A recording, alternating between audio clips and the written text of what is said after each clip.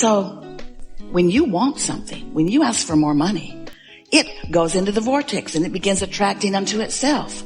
And your inner being, your soul, your source, focuses on it for you and holds the frequency of it so that you can listen your way back to it, so that you can feel your way back to it, so that you can good feeling your way back to it. And once you get on the scent of it, once you get on the vibrational scent of it, once you hear or sense the subtlety of it, and you receive that first thought that matters to you, that first thought that's strong enough that you received it and different enough that you know you didn't think it. And that's really what we're wanting to talk with you about, is you getting into the receptive mode so you can tell when you're receiving from your source who knows about your vortex, or whether you're receiving from someplace else that neither knows or cares about your vortex. So for a while we've been calling this gathering the art of allowing, the art of you figuring out how to allow yourself to be in the vibrational vicinity of the stream of consciousness that's coming from your inner being, so that you can hear the subtle at first. It gets louder and more defined and easier for you to hear. Rampage of information and guidance that is coming forth from your inner being. So you ask for it. Contrast caused you to do that. And Source answered it. But the answer of Source is vibrational and it's subtle, and you gotta listen. And that's what step 3 is. You've got to get into the receiving mode, which really means you've got to turn off the receiving mode of I can't do that, or I don't know how to do that, and turn on the receiving mode of this is a simple thing for me to do. You have to turn off the receiving mode of what won't work and turn on the receiving mode of what does work. You have to turn off the pessimistic receiving mode and turn on the optimistic receiving mode. You have to turn off the hate and turn on the love. You have to turn off the confusion and turn on the clarity. It's very different frequencies. Every subject is really 2 subjects, wanted and absence of it. And sometimes without even knowing it, you're tuned to the receiving mode of the absence of it rather than the presence of it. And then you say, why is it not coming to me?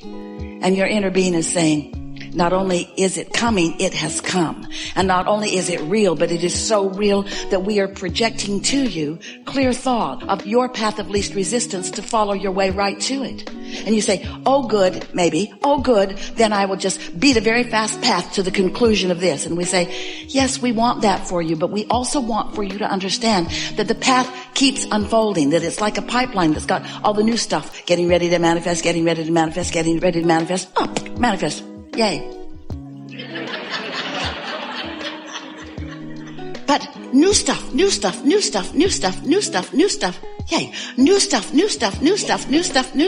And how does the new stuff get there? By exploring, by having some contrast, by asking for more. It all fits together so perfectly for you. But you gotta stop caring so much about yay and start being willing to reach for the satisfaction of sensing it, of receiving a new thought about it, of being in the flow of it, which really means you want to lower your resistance, because it's the resistance that's slowing everything down, and it's the resistance that doesn't feel so good. Now, resistance and contrast, how are they different? They're not so different. Contrast is important for you to know what you do want. You have to know some of what you don't want. Well then, Abraham, weren't we born into an environment of resistance? Yes. Well then, why are you ragging on us all the time about having so much resistance? Because you make a career out of it. Because you stay stuck in step 1. It's like going to the buffet, all of this food, lots of variety, and you look around, don't like that, don't like that, and don't like that, and don't like that, and don't like that, and don't like that. Oh, God, I really don't like that. Don't like that. I think I might like some of that. Get rid of all the other stuff, because I only like that. Really, I only want this. I don't want any of those other things on the buffet. Please remove them. They're upsetting me. Please remove them. Get rid of all of them. Please get rid of all of them. Get rid of all of them. And the more you say get rid of all of them, they just come out with more plates of them. No. I said, take them away. Why are you bringing more of them? Take them away. as you focus upon what you don't want, more and more and more of it comes, because this is a vibrational universe that is based upon the law of attraction. And when you say yes to something, more of what you're saying yes to comes. But when you say no to something, more of what you do not want comes. And then you become a control freak. A failing control freak. Because you can't control it. You just make yourself crazy trying to remove the things that you don't want because you don't want to see them. It might upset you. And we say, then look over there. I can't look over there because I know it's over there. I know it's there. I know it's there. And we say, so that's what introduces resistance into your equation. Step one is know what you don't want. Well, how long do you have to know it? Do you have to know what you don't want your whole life? Do you have to talk about it every day of your life? Your relatives do, we know. Or can you know what you don't want, which causes you to launch a rocket about what you do want, and then when source gets all over it, and the energy that creates worlds is focused upon it, and the vortex of it begins spinning and attracting the cooperative components, could you look over there? Well, you could, but you say, there's nothing to see. There's nothing to see over there. Look at all this stuff I can see over there. There's all this stuff I can see. I hate most of it. But there's all this stuff over here that I can see. And to look over here, I have to focus more than I'm ready to focus.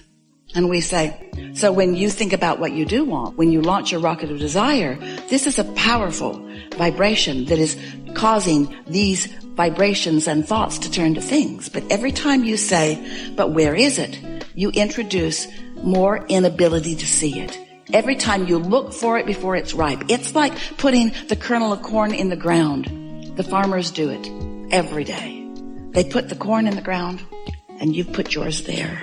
And then you say, I'm ready. I'm ready to see you. I want you to become big, and I want you to have lots of ears of corn, and I want to eat you or sell you. I want to sell you. You don't just stomp on the ground in anger. All of you don't. You're not discouraged that it hasn't immediately become all that you know it has a potential of being, because you know there's a process. You know that there's a becoming. And we want you to accept this magnificent vortex and all that it holds and all that it has already become already. But you've got to tune to the frequency of it so that you, this matters so much, so that you can translate it into something satisfying and something else satisfying and something else satisfying and something else satisfying and something else satisfying. It's like this fetus in the womb. And you are very happy for it to become and become and become and become and become and become. Because you know in time it's going to come out where you can see it, where you can enjoy it, even in its infancy and being a physical manifestation. You trust that process, you understand that process, and this is the same. Haven't you ever wondered how the becoming of what has become has become? Haven't you ever wondered how that comes about? Do you see any pipelines trucking things in from other planets? Do you realize what your economy looks like in comparison with 100 years ago? Because you, as humans, have been turning thoughts into things. You are magnificent creators, but you suffer unnecessarily because you're holding out for the manifestation and then holding yourself in dissatisfaction through most of the process, and therefore slowing the process down and sometimes never realizing it at all. So we want you to feel from us the difference between an offering of a thought from source. In other words, let's call it a revelation. A revelation from source. In other words, your inner being knows what's in your vortex and knows where you stand in relationship to it and is revealing to you at all times wonderful ideas and suggestions and impulses that would lead you on your path of least resistance. And the reason that we say least resistance, your path of least resistance, is because you've put some resistance on your path, and it's all right. Your inner being knows where all of your hang-ups are and knows how to guide you around it. So your inner being is offering you these impulses. The revelation is happening all day, every day. But there's something that you've got to do. You've got to do step 3. You've got to get in the receiving mode. You have to be receptive. You have to receive the revelation. You have to allow yourself to hear it. So that means you've got to tune your tuner. You can't be focused on what you don't want and tune your tuner to what you do want. You can't be focused upon the absence of something and tune your tuner to the presence of something. You got to tune your tuner to the presence that your source sees. Ooh, have not said that to you that way before. You've got to tune your tuner to what your source sees, you little faker. So how do I tune myself to something that I cannot see? So you got to feel your way there, but you got to understand how it works. You got to understand that you are more than you. You are source energy and you are you. And you can't feel only you. You can't only feel only you because you are more than only you. Haven't said this to you this way before. You can't feel only you. If you could, you would not be miserable when you cut yourself off from who you really are. Look around your world. There are those who have cut themselves off so significantly from who they are that they are obviously miserable. Are you one of those? Because your inner being is aware of you and what you want at all times. It's like having a cheerleader cheering you on even when you're depressed and you say, get away from me. Get away from me. And if your inner being would get away from you, then you wouldn't feel so miserable because your misery is about the vibrational relationship between what your inner being knows about what you want and what you are actively offering vibrationally about what you want. That's your guidance system. So how do you tune your tuner?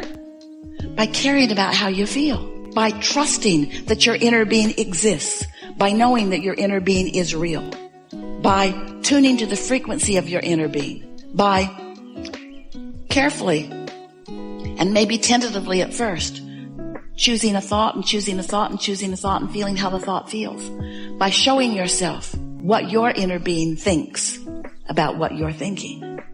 Everything is about what you're doing about it. We want you to take ownership of what's coming to you.